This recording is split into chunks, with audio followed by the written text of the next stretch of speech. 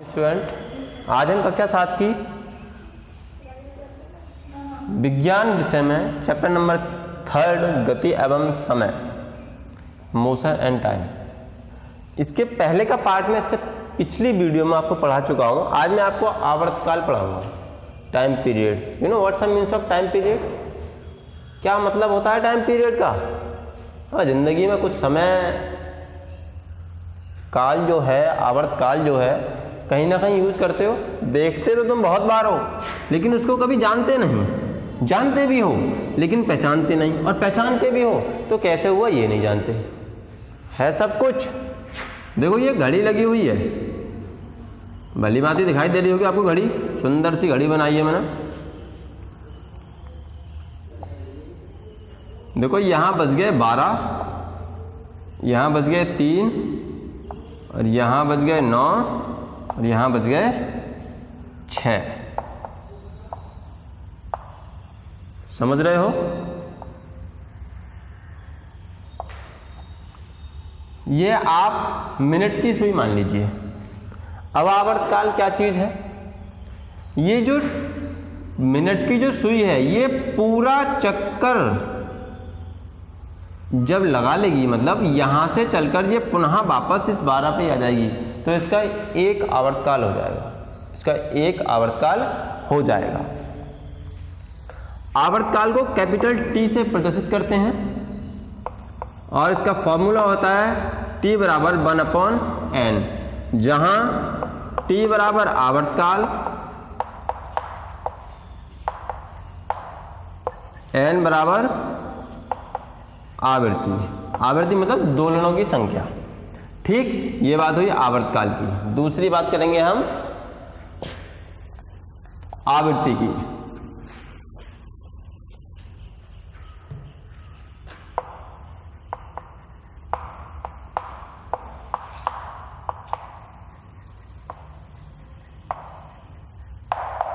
Frequency. अब frequency क्या चीज है? देखो आवृत्ति क्या होती है, तुमने देखा होगा कि अब सावन का महीना आ जाएगा। जानते हो, सावन के महीने में गांव में झूला झूलने की बड़ा तगड़ी प्रथा होती है, और बच्चों को एक प्रकार से हैबिट होती है, बड़ा मन भी करता है झूला झूलने का। तो क्या करते हैं हम, मान लीजिए ये पेड़ की टहनी है, ठीक, आपने एक रस्सी बांध ली, ठीक है,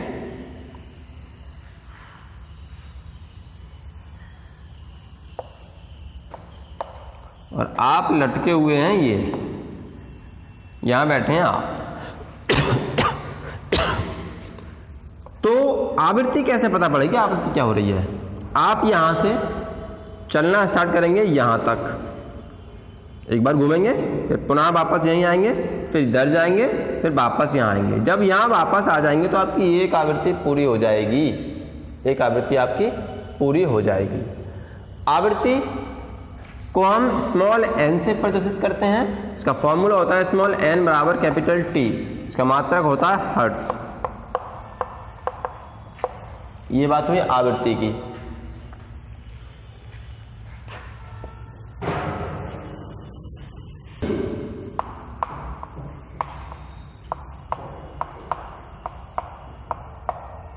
ये घूर्णन गति के बारे में आप सब जानते होंगे। क्या होती है घूर्णन गति?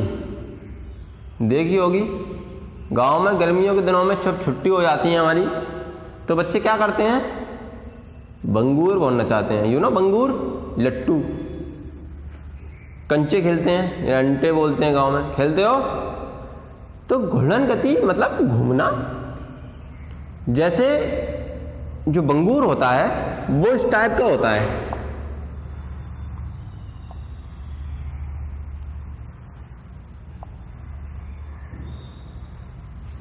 ऐसा ही होता है। देखा होगा आपने, बनाया होगा, खूब खेले भी होंगे, कुल्फी के टाइप का। क्या करते हैं, एक इसको हम किसी धागे में लपेट लेते हैं और यूं खुर से घुमाते हैं इसको।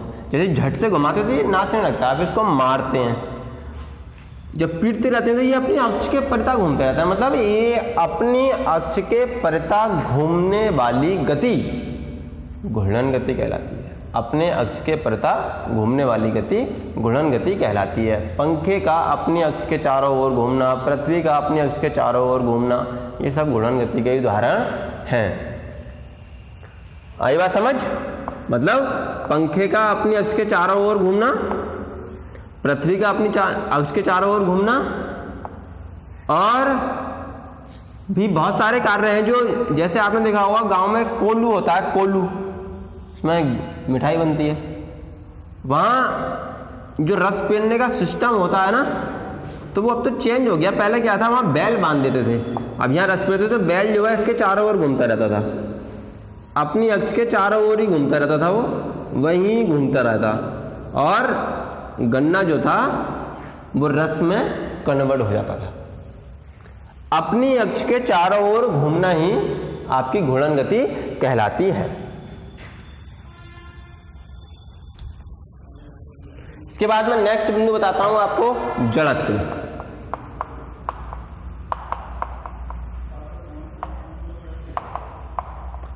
इनर्शिया। जड़त्व किसे कहते हैं? जड़त्व, देखो जड़त्व, मान लो जड़त्व एक इस प्रकार की या इस प्रकार का कार्य है जो किसी वस्तु में होने वाले परिवर्तन का विरोध करता है। वस्तु में होने वाले परिवर्तन का विरोध करता है। अब परिवर्तन का विरोध कैसे करता है? जैसे आपने देखा होगा पंखा बंद है, आपने स्विच ऑन कर दिया तो पंखा घूमने लगा। जैसे पंखा घूमता है हल्की सी आवाज करता है, घुर्र आवाज करता है। जब वो आवाज कर रहा था तो वो अपनी स्थिति में होने वाले परिवर्तन का विरोध कर रहा था, क्योंकि वो पहले विराम अवस्था में था, फिर वो गति अवस्था में आ गया। जब गति अवस्था में आएगा तो विरोध करेगा। जैसे बस चल रही है, अपने आराम से 60-70 की स्पीड चल रही, सडनली आगे कोई आ जाए बेवकूफ। अब कोई बेवकूफ जब आगे आया तो उसमें ब्रेक मारने पड़ेंगे। जब ब्रेक मारने पड़ेंगे तो उसके टायर आवाज करेंगे। टायर आवाज करेंगे तो मतलब अपनी स्थिति में होने वाले परिवर्तन का विरोध कर रहे हैं, अपनी स्थिति में होने वाले परिवर्तन का विरोध कर रहे हैं। विरोध करना ही जड़त्व। अब जड़त्व दो प्रकार के होते हैं, गति का जड़त्व,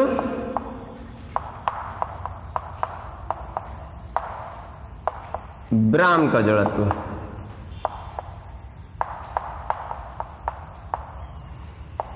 गति का जड़त्व और विराम का जड़त्व। अब गति के जड़त्व और विराम के जड़त्व में आप क्या पढ़ोगे? गति के जड़त्व में किसी गतिज अवस्था में, मान लो कोई वस्तु गतिज अवस्था में रखी है या गतिज अवस्था में है, तो उस वस्तु की स्थिति में होने वाले परिवर्तन, मान लो वस्तु गति अवस्था में थी और उस वस्तु पर आपने कोई बाह्य बल लगा दिया, बाह्य बल लगा दिया, उस वस्तु को रोक दिया, तो उस वस्तु में जो परिवर्तन हुआ, उस वस्तु में जो चेंजिंग आई, उस वस्तु की स्पीड में, उस वस्तु की गति में, उस वस्तु की दिशा में जो चेंजिंग आई, उसका जो विरोध करना है, वही आपका गति का जड़त्व है। ठीक। विराम का जड़त्व, अगर कोई वस्तु स्थिर अवस्था में रखी है, मान लीजिए टेबल रखी है, टेबल को आप खींच लो बाह्य बल लगाकर, तो वह उसकी स्थिति में, उसकी गति में, उसकी दिशा में परिवर्तन हो गया। स्थिर अवस्था में रखी वस्तु पर बाह्य बल लगाकर उसकी दिशा में परिवर्तन कर देना, उसकी स्थिति में परिवर्तन कर देना, विराम का जड़त्व।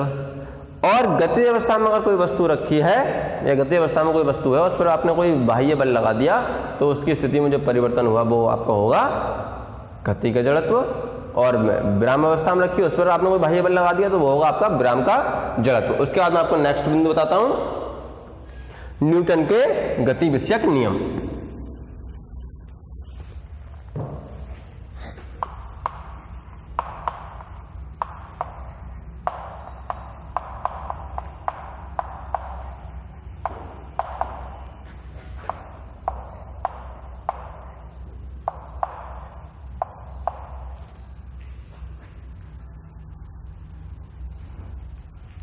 देखो, सर आइजक न्यूटन ने गति के 3 नियम दिए थे। गति के 3 नियम दिए थे।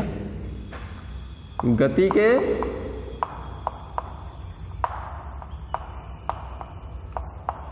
3 नियम होते हैं।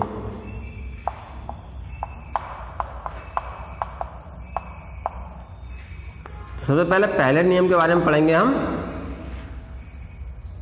अगर कोई वस्तु विराम अवस्था में रखी है तो वह विराम अवस्था में ही रहेगी। तब तक जब तक कि उस पर कोई बाह्य बल ना लगाया जाए। ये गति का प्रथम नियम है। अगर कोई वस्तु विराम अवस्था में रखी है तो वह विराम अवस्था में ही रहेगी तब तक जब तक कि उस पर कोई बाह्य बल ना लगाया जाए। दूसरा नियम क्या है? दूसरे नियम का एक छोटा सा फॉर्मूला है, F बराबर ma। किसी वस्तु पर लगने वाला बल, किसी वस्तु पर लगने वाला बल उस वस्तु के द्रव्यमान और त्वरण के गुणनफल के बराबर होता है।